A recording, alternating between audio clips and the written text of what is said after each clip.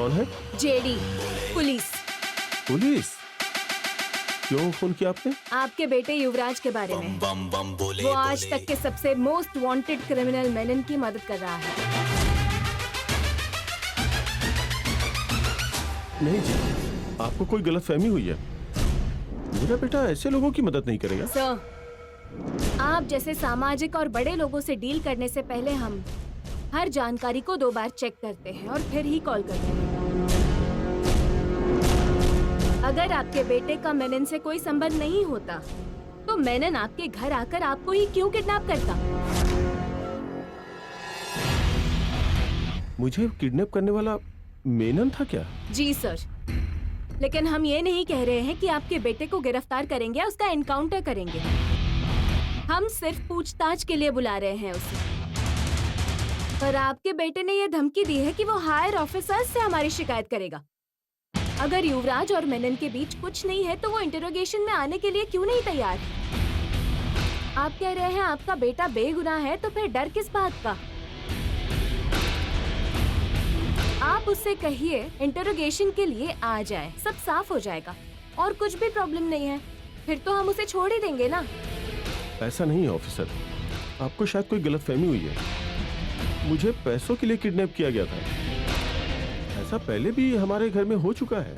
देखिए सर, मैं आपसे आखिरी बार कह रही हूँ, आप आपके बेटे को पूछताछ के लिए भेजेंगे या फिर हम उससे हमारे तरीके से निपटें।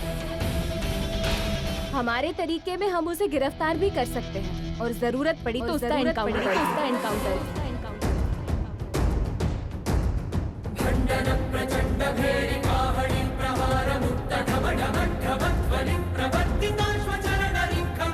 नहीं, आप ऐसा कुछ मत कीजिए।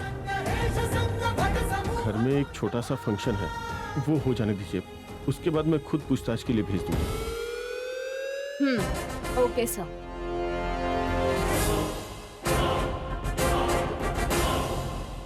क्या हुआ जेडी, मान गए क्या? हाँ केडी, दामाद डिनर पर आने ही वाला है, हमें तैयारी करनी होगी। पूछताछ में युवराज से किसी भी तरह मेनन के बारे में सब कुछ बाहर निकलवाना होगा। आप आपके बेटे को पूछताछ के लिए भेजेंगे या फिर हम उससे हमारे तरीके से निपटे। हमारे तरीके में हम उसे गिरफ्तार भी कर सकते हैं और जरूरत पड़ी तो उसका एनकाउंटर भी।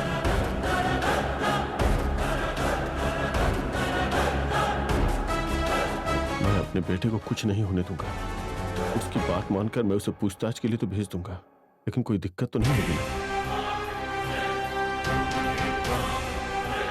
कौशिकी, कौशिकी, बेटा कौशिकी। मैं बाद में कॉल करती हूँ।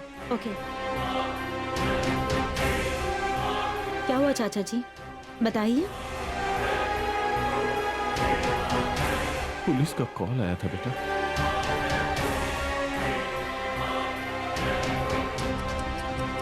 व्हाट? पुलिस ने आपको कॉल किया था चाचा जी? युवराज के लिए बेटा, पूछताछ के लिए भेजने के लिए बोल रहे हैं। और अगर हम नहीं माने तो अरेस्ट या इनकाउंटर जैसी बातें कर रहे हैं वो लोग। किसने कॉल किया था आपको चाचा जी? किसकी इतनी हिम्मत है कि कौशिकी के भाई का एनकाउंटर करने की धमकी दे रहे हैं? नहीं कौशिकी, ये सब बिना सोचे समझे इतना दूर ले आए हैं। मतलब वो हमारे युवराज को बिना किसी सबूत के इंटेरोगेशन के लिए ले जाएंगे कह रहे हैं, तो हम कैसे मान ले चाचा जी? शांति से सोचो कौशिकी, वो युवराज पे इल्जाम नहीं लगा रहे हैं, सिर्फ शक जता रहे हैं।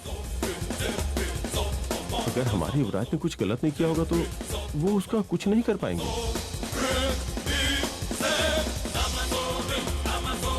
ये जागृति किसके साथ ऐसी बात कर रही है? थोड़ा सोचो कौशिकी, अगर हम मना करेंगे तो उन्हें युवराज पे और ज्यादा शक होगा। एक बार जाकर उनसे मिल लो, अगर कुछ गलती नहीं की है तो उन्हें भी समझ में आ जाएगा। आपकी बात सुनकर मुझे भी यही सही लग रहा है चाचा जी। एक बार वो जाकर आ गया तो शायद जेडी हमारा पीछा छोड़ दे। क्या हुआ दीदी, आप दोनों सीरियस बातें कर रहे हैं? तुम्हारे बारे में। मेरे बारे में? वो पुलिस जेडी चाचा जी को कॉल करके पूछताछ के लिए तुम्हें बुलाने की धमकी दे रही है।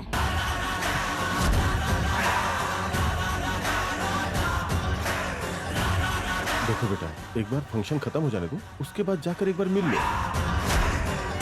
अगर हमने कुछ गलत नहीं किया तो फिर छुपने की क्या जरूरत है? आपको लगता है कि मैंने गलती नहीं की है, लेकिन मैंने बहुत सारी गलतियां की हैं। अगर मैं खुद जाकर अपने आप को पुलिस के हवाले कर दूं, तो वो मुझे गिरफ्तार कर लेंगे और हमारे घर की भी इज्जत जाएगी। तुम चिंता मत करो, तुम्हें कोई दिक्कत नहीं होगी वहाँ। मैं कमिश्नर से बात कर लूंगी। चाचा जी, आप थोड़ा आराम कीजिए, टेंशन मत लीजिए।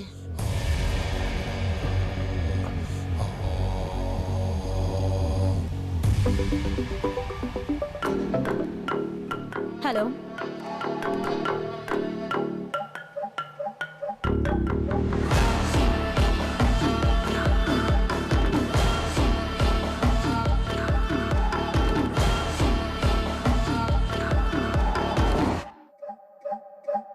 वो पुलिस जेडी चाचा जी को कॉल करके तुम्हें पूछताछ के लिए बुलाने की धमकी दे रही है।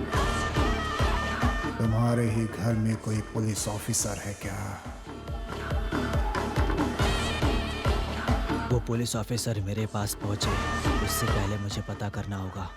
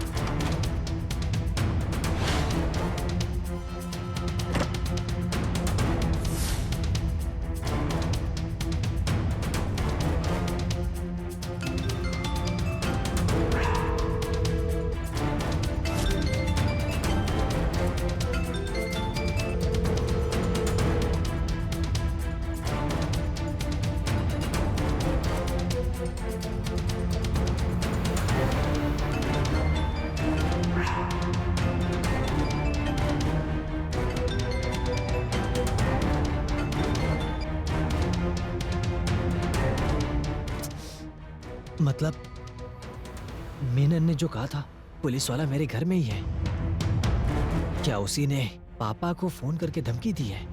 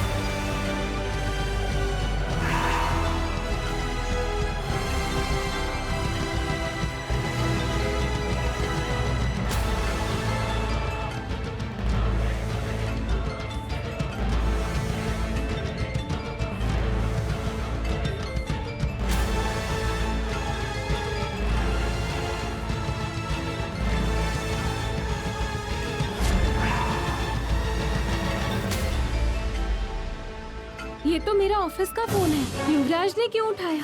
क्या उसे पता चल गया है कि मैंने उसके पापा को धमकी दी है? अब मैं क्या करूं?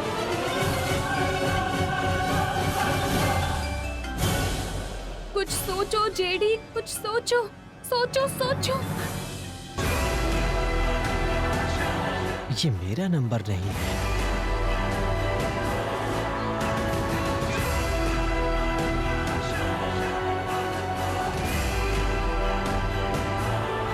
हे, हाय युवराज, ये मेरा फोन है। वो ये फोन बहुत देर से बज रहा था, इसीलिए देखने आ अच्छा, दो मुझे, जरा देखो तो किसका कॉल था।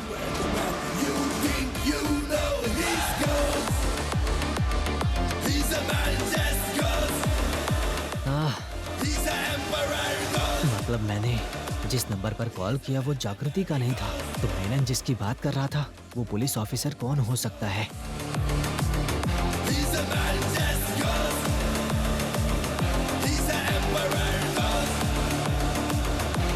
युवराज चला गया क्या? लेकिन हुआ क्या? मुझे लगता है युवराज को तुम पर शक हो गया है।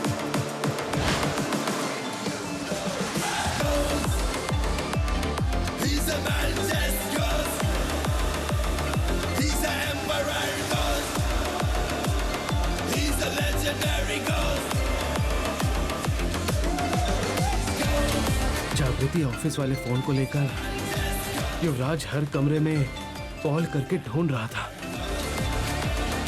उसके पापा के फोन से जेडी ने कॉल किया था, शायद उसी नंबर को ट्रेस करने आया होगा।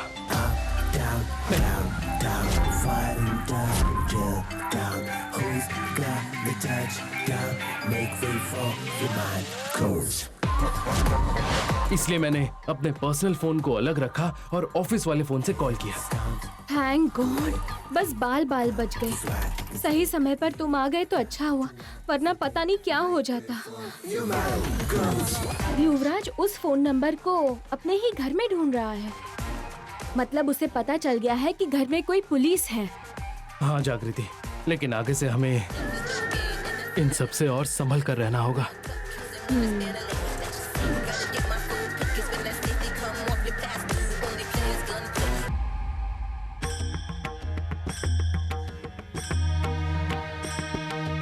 कौशिकी दीदी को पीछे रखकर जागृति को ज्यादा ही हक जमा रही है, उसे कंट्रोल में करना ही होगा। हेलो, आज तो तुम्हारी सुहाग रात है। अपनी बहन को छोड़कर जरा मेरे भाई के बारे में भी सोच लो। अब उनके बारे में क्या सोचना? क्या सोचना है ये तुम्हें खुद समझना पड़ेगा निशी। काची, तुम तो शर्मा रही हो। कुछ तो स्टोरी है तुम्हारी फर्स्ट नाइट की, है ना? ऐसा नहीं है, ऐसा कुछ नहीं है। इतना शर्मा रही हो मतलब कुछ ना कुछ तो हुआ होगा, वरना इतना नहीं शर्माती। बताओ ना। प्लीज काची, प्लीज प्लीज प्लीज बताओ ना, प्लीज बताओ ना, प्लीज बताओ ना, प्लीज बताओ ना, प्लीज। क्या हुआ?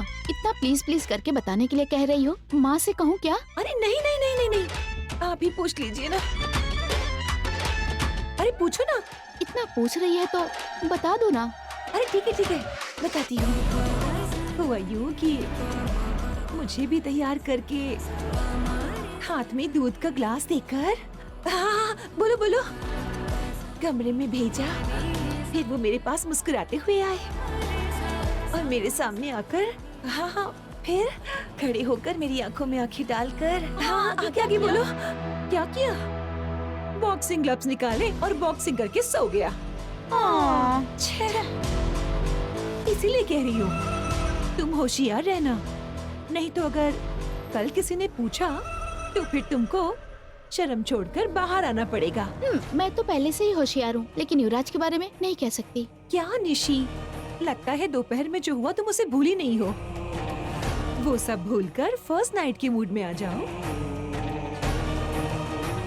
ये क्या बेटी, अभी तक तैयार नहीं हुई? 10 मिनट बड़ी माँ, अभी हो जाएगी तैयार।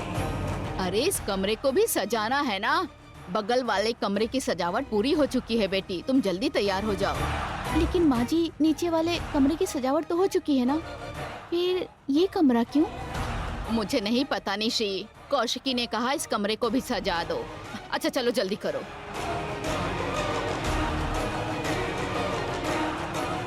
ये तो भैया और निशी की सुहाग रात है ना, फिर फिर दीदी ने 2 कमरे तैयार करने को क्यों कहा? हाँ, मुझे समझ में आ गया। जागृति दीदी और केदार जीजा जी की भी तो नई शादी हुई है ना, दूसरा कमरा उनके लिए होगा, है ना?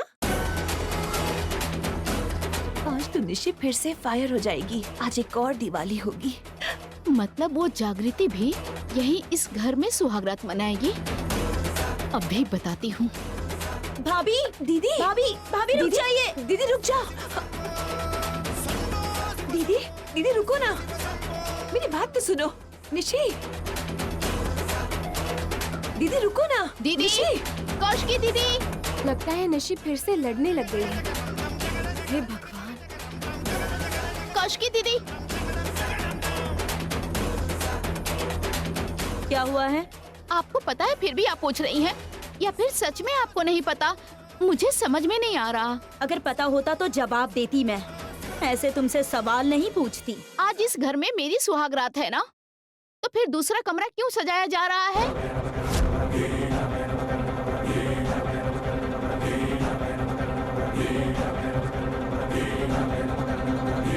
पूछने आई हो या फिर पता होते हुए झगड़ा करने आई हो? तुम्हारे जवाब पर ही मेरा जवाब निर्भर करता है।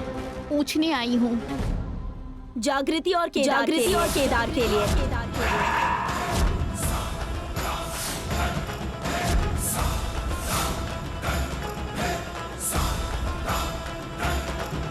इन्हें इसी घर में सुहागरात मनाने की क्या जरूरत है? क्यों जरूरत नहीं है?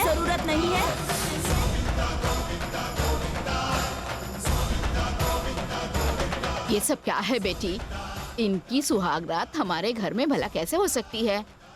हम तो इनकी मदद करना चाह रहे थे, इसलिए यहाँ घर पे रख लिया। मेरा मतलब है ये लोग मुसीबत में थे, इसलिए हमने मदद कर दी।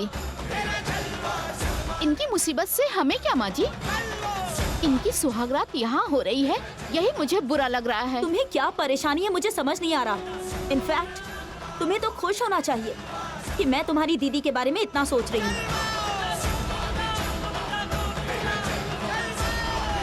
कौशिकी जी, एक छोटी सी बात है।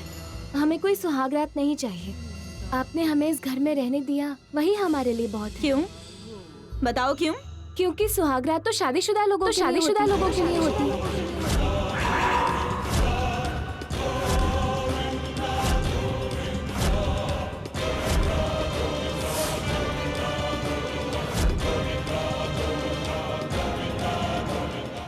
शादीशुदा लोगों के लिए होती है मतलब?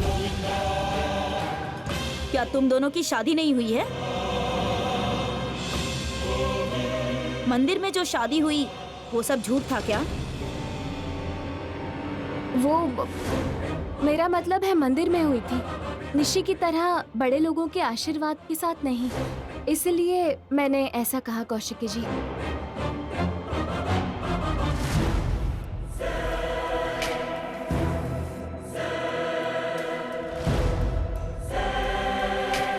लेकिन मुझे लगता है सुहागरात की बात करते ही तुम दोनों थोड़े परेशान लग रहे हो। परेशान? नहीं, ऐसा कुछ नहीं है कौशिकी जी। परेशानी वाली क्या बात होगी?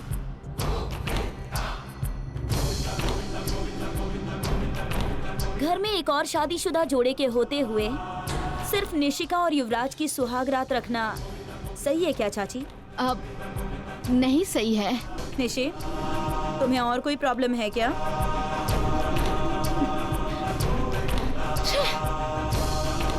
दीदी, रुको। कौशिकी, वो अभी छोटी है, कैसे किससे बात करनी चाहिए धीरे धीरे सीख जाएगी, समझ रही हो ना बेटी? रुको ना दीदी। निशि बेटा,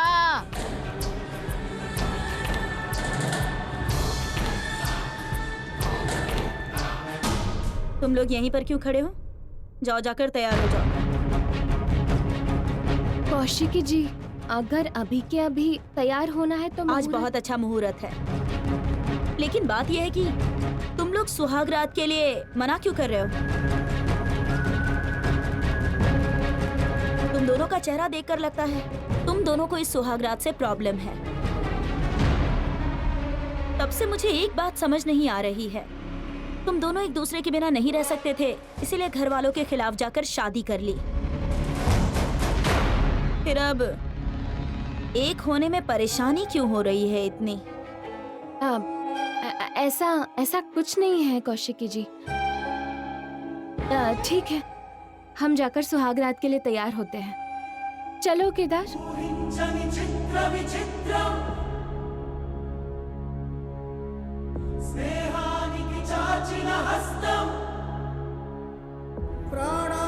सुहागरात शब्द के सुनते ही ये लोग डर गए। दोनों कुछ ना कुछ तो छुपा रहे हैं।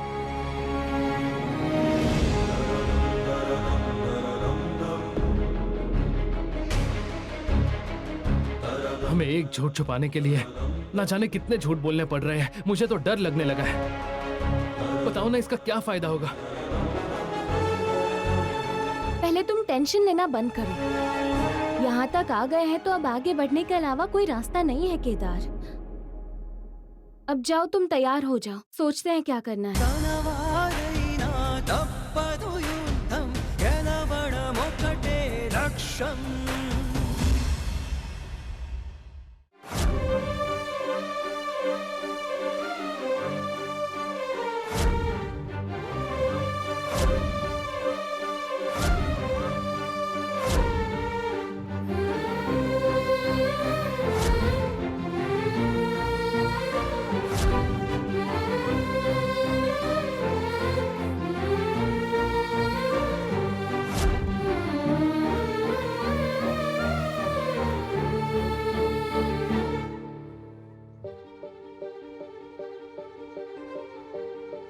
मेरी वजह से जागृति इस मुसीबत में पड़ी है। कल से सब मिलकर ना जाने उसे कितना तंग कर रहे हैं। दिल जला सा मैं अंधेरा, एक दूजे के लिए है नींद मेरी, ख्वाब तेरा। तू घटा है फुहार की, मैं घड़ी इंतजार की। अपना मिलना लिखा इसी बरस है ना। केदार, आज एग्जाम है ना हम दोनों का। All the best. जिलों को जाती है नाम की कोई सड़क है ना, जो मेरे दिल को दिल बनाती है। तेरे नाम की कोई धड़क है ना।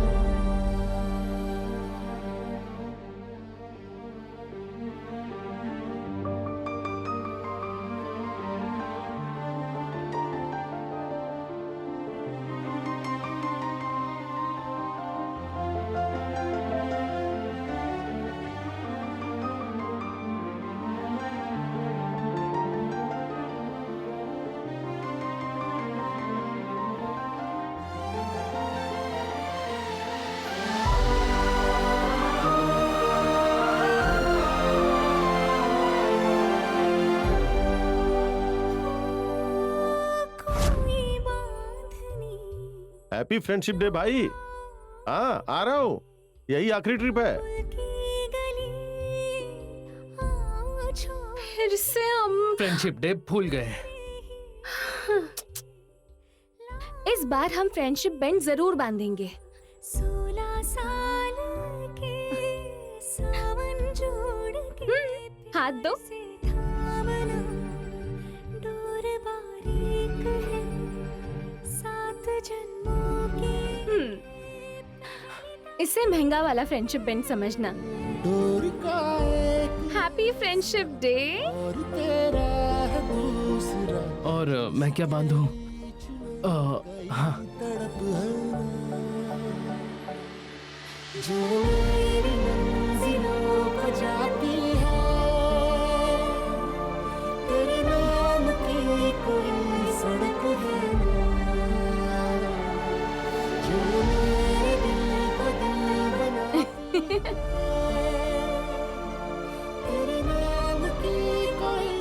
पता है, मुझे तो बहुत पसंद हो जागृति, बहुत ही ज्यादा पसंद हो। जब मैं अपनी जिंदगी में बिल्कुल अकेला था, तुम एक त्योहार बनकर मेरी जिंदगी में आई।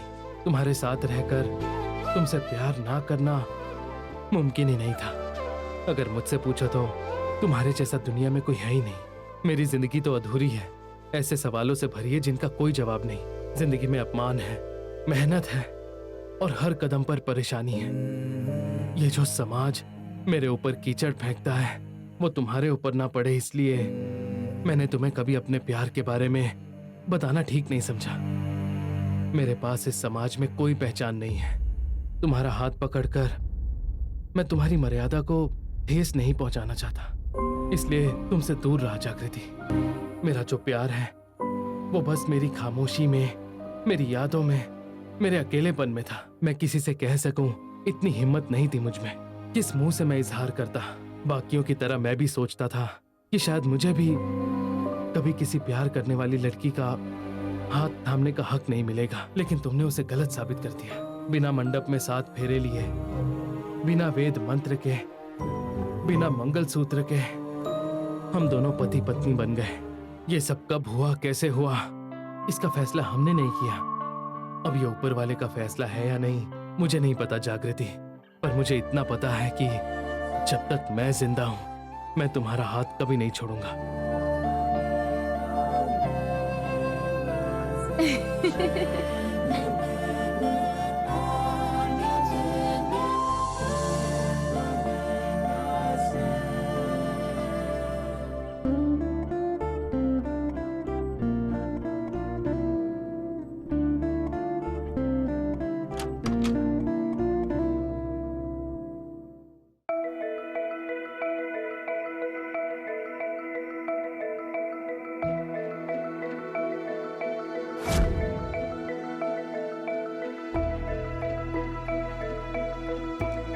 अब हम आपके साथ नहीं आएंगे, आप अकेले ही जाइए।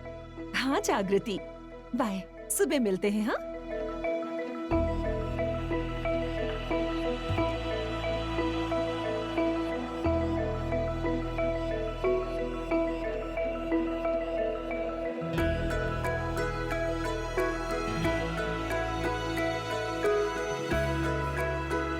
कुछ तो गड़बड़ जरूर है।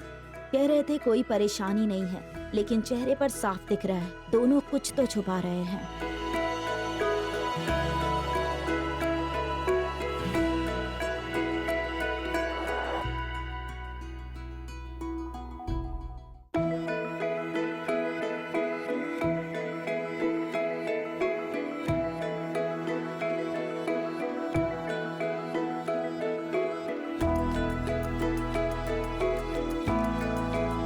जागृति, दरवाजा बंद कर दूं?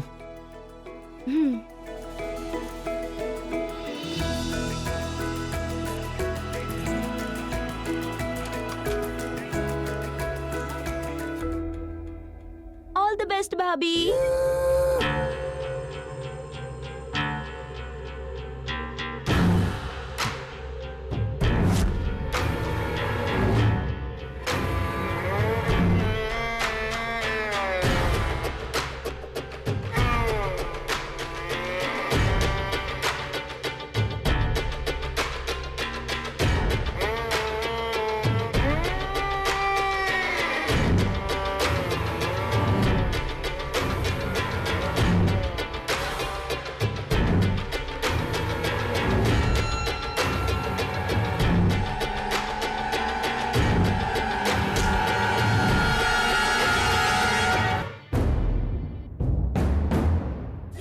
निशी, क्या हुआ? हर बार वही बात, क्या हुआ है मत पूछो युवराज। तुम पूछते हो ना तो मुझे गुस्सा आता है। समझ नहीं पा रहा हूँ इतनी अजीब तरीके से बर्ताव क्यों कर रही हो तुम निशी। मैं तुम्हारा हस्बैंड हूँ, अगर तुम्हें छू लिया तो ऐसा बर्ताव कर रही हो जैसे पराया मर्द हूँ मैं। ये तो अच्छी बात है कि तुम्हें याद आ गया कि तुम मेरे पति हो। जब तुम्हारी दीदी मुझे इतना सुना रही थी तब तुम्हें याद नहीं था? जब सबके सामने मेरी बेइज्जती हुई तब तुम्हें याद नहीं था? बात वैसी नहीं है निशी। ओह, तब तो तुम अपने दीदी के भाई थे ना? उनका कहना मानना, वो जो कहे वही करना। बात करने से मना करे तो बात नहीं करोगे, सही है ना? निशी, तुम मुझे गलत समझ रही हो। नहीं, मैं सब कुछ अच्छी तरह समझ रही हूँ। तुम नीचे सबके सामने बुरी तरह मुझ पे चिल्ला रहे थे युवराज। निशी, यहाँ आओ। बैठ जाओ। प्लीज निशी, समझने की कोशिश करो। मैं वहां ऐसे नहीं चिल्लाता तो बहुत बड़ा झगड़ा हो जाता। मेरी दीदी के बारे में तो जानती हो ना, वो बहुत खतरनाक है। अगर मैं तुम पर नहीं चिल्लाता तो वो कुछ भी कर सकती थी।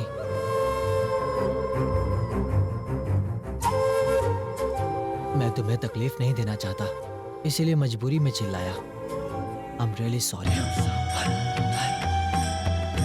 ठीक है, इस बार मैं मान जाती हूँ, लेकिन दोबारा कभी भी ऐसी बात हुई तो मेरा साथ दोगे, ठीक है ना? ठीक है।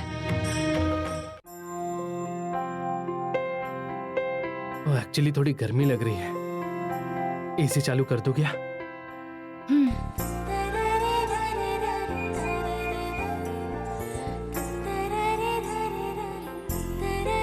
जागृति, ये दूध का ग्लास टेबल पर रख दो ना।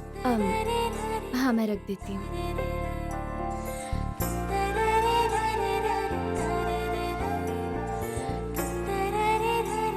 आई एम रियली सॉरी जागृति, मेरी वजह से तुम्हें ये सब झेलना पड़ रहा है। हम दोनों काफी मुश्किलों के बाद इस घर में दाखिल हो पाए हैं केदार। अगर सबके सामने हमें पति पत्नी जैसे दिखना है तो सबके सामने ठीक से निभाना भी तो पड़ेगा ना।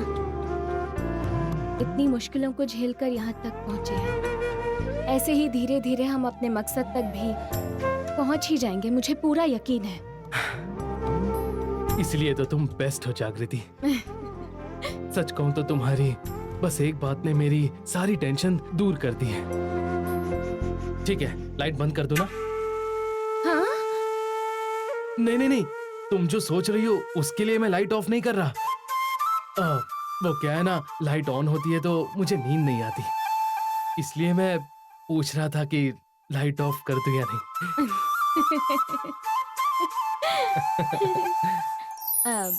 ठीक है, मैं चादर और तकिया लेकर आती हूँ। हाँ ठीक है। अच्छा तुम ऊपर सो जाना।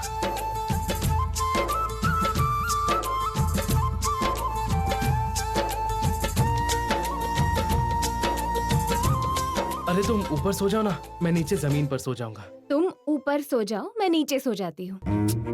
अरे जागृति, मुझे तो हमेशा से नीचे सोने की आदत है, तुम्हें ये आदत नहीं होगी, इसलिए तुम आराम से ऊपर सो जाओ, मुझे नीचे कोई प्रॉब्लम नहीं होगी।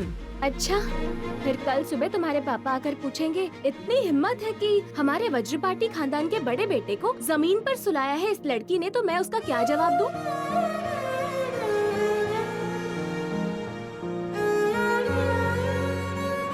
वो दिन जितनी जल्दी आ जाए मेरे लिए उतना ही अच्छा होगा जागृति। तथास्तु, मैंने कहा था ना वो दिन जल्दी ही आएगा।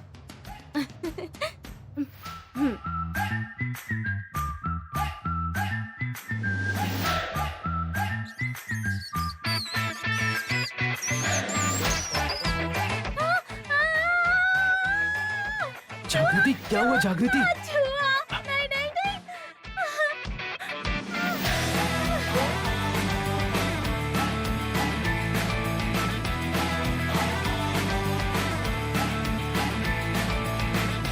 जागृति, अरे जागृति चुप हो जाओ। जागृति, वो चूहा चला गया है।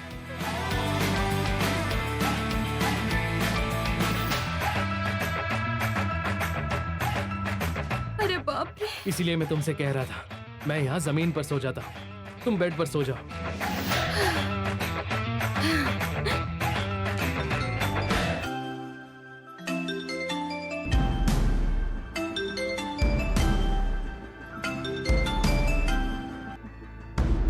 हेलो छोटी माँ, तुम में बिल्कुल भी अकल नहीं है क्या? अरे बाप रे, क्या क्या कहती थी बहन। छोटी माँ, आपकी खुशी में ही मेरी भी खुशी है, ये सब कहकर कितना नाटक किया। मेरी बेटी की खुशी बर्दाश्त नहीं हुई ना तुमसे, जो शादी करके उसी घर में रह रही हो? नहीं छोटी माँ, आप मुझे गलत समझ रही हैं। ओहो, तो फिर अब तुम ही बताओ कि मुझे सही कैसे समझना चाहिए। उस अनाथ लड़के से शादी करके 4 लोगों के सामने हमारी इज्जत मिट्टी में मिला दी।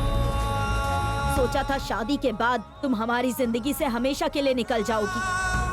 शादी करके अपने ससुराल जाने के बजाय निशी के ससुराल में क्या कर रही हो? पता नहीं उस कौशिकी जी को क्या कहा है कि वो तुम्हारे जाल में फंस गई है। हमेशा तुम्हारा ही नाम लेती है, किसी भी झगड़े में तुम्हारा ही पक्ष लेती है। पता नहीं कौशिकी जी से तुम्हारा क्या रिश्ता है, जो तुम्हारे ऊपर इतनी मेहरबान हो गई है। वो तुम्हारे होते हुए मेरी बेटी को उस घर में बहू की पहचान नहीं मिल रही है। अरे ये सब देखकर तुम्हें बुरा नहीं लगता क्या? निकलती क्यों नहीं उसके ससुराल से? छोटी माँ, मैं भगवान की कसम खाकर कहती हूँ, मैं निशिका की जिंदगी में दखल देने नहीं आई हूँ। तो फिर तुम और केदार उस घर से निकल जाओ अभी के अभी।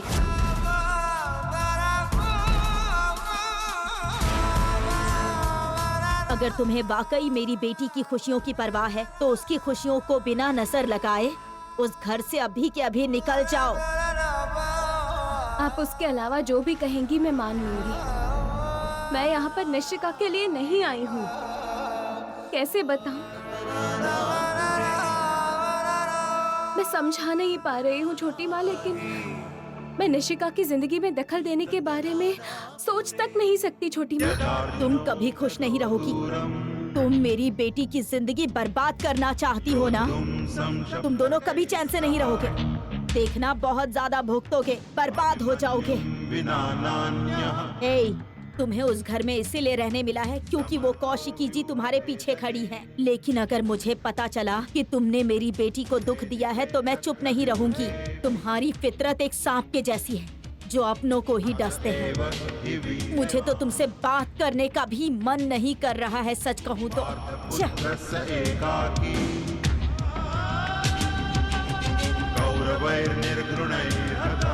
क्या कहा उन्होंने? वही सब कहा, कुछ नया नहीं था। सॉरी जागृति, ये सब सिर्फ मेरी वजह से हो रहा है। छोड़ो ना केदार, अभी तो हमें काफी कुछ झेलना बाकी है, देखना बाकी है और कहना भी बाकी है। हमने ये नाटक किस लिए शुरू किया है, बस हमें हमेशा यही याद रखने की जरूरत है केदार। और ऐसी बातों से हमें रुकना भी नहीं चाहिए, और ना मैं रुकने वाली हूँ।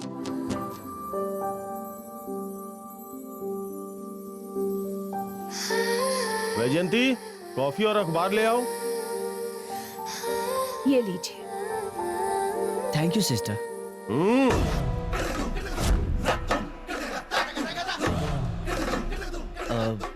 आप क्यों लेकर आई? काची लेकर आती ना मेरे लिए। आपके लिए एक्स्ट्रा चम्मच बूस्ट भी डाला है भैया। आपकी जैसी बॉडी वाले के लिए थोड़ा ज्यादा ही चाहिए होगा ना? इस घर में मेरी बॉडी के बारे में पहली बार किसी ने इतना ध्यान दिया है। वो और कोई नहीं, आप है सिस्टर।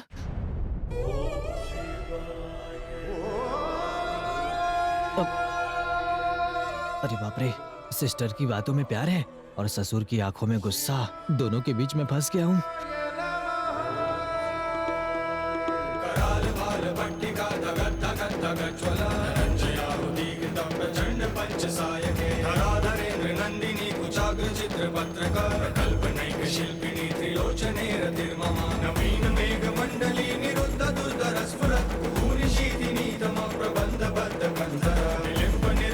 गुड मॉर्निंग ससुर जी।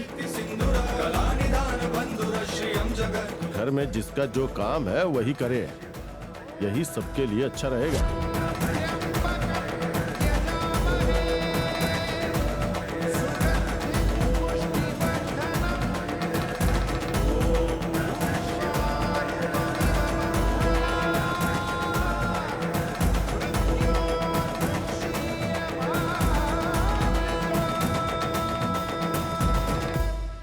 बाची, जाकर पूजा के लिए फूल और नारियल लेके आ जाओ। ठीक है बड़ी माँ, लाती हूँ। मैं लेकर आई हूँ सासू माँ। ये क्या है? मैंने तुम्हें ये सब लाने के लिए कहा था क्या बेटी? तुम क्यों हमारे घर में घुस रही हो? हाँ जागृति, तुम इस घर में मेहमान बनकर आई हो, तुम मेहमान की तरह ही रहो। तुम तो घर की बड़ी बहू बनकर सारा का सारा काम ही किए जा रही हो। देखो बेटी, हमारे घर के कुछ रिवाज हैं। बाहर के लोग मेरे घर आकर काम करें, ये मुझे अच्छा नहीं लगता। मैं बाहर से आई हूँ इसीलिए आप मुझसे ऐसे बात कर रही हैं। बाहर की नहीं तो क्या, तुम इस घर की बहू हो क्या? हाँ, बहू ही तो हूँ ना। हमारी निशी इस घर की बहू है कि नहीं? तो मैं भी रिश्ते में इस घर की बहू जैसी ही हूँ ना, इसीलिए मैंने कहा।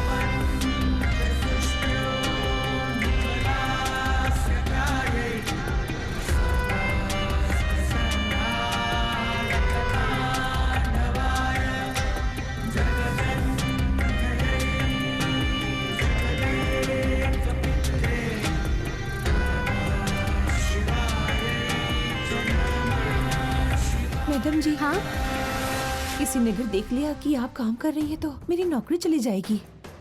देखिए, आप बैठ जाइए, आपको जो भी चाहिए होगा मुझे बता दीजिए। कोई मैं तुरंत कुछ ले नहीं आऊंगी। कहेगा। खाने की जिम्मेदारी मैं देख लूंगी। खाना भी आप ही बनाएंगी क्या? अगर बड़ी मैडम को पता चला तो वो मुझे बहुत डांटेंगी। आप सबके लिए खाना बनाएंगी, आपको तकलीफ होगी, ये मुझे अच्छा नहीं लगेगा। अपने लोगों के लिए खाना बनाने में तकलीफ कैसे हो सकती है?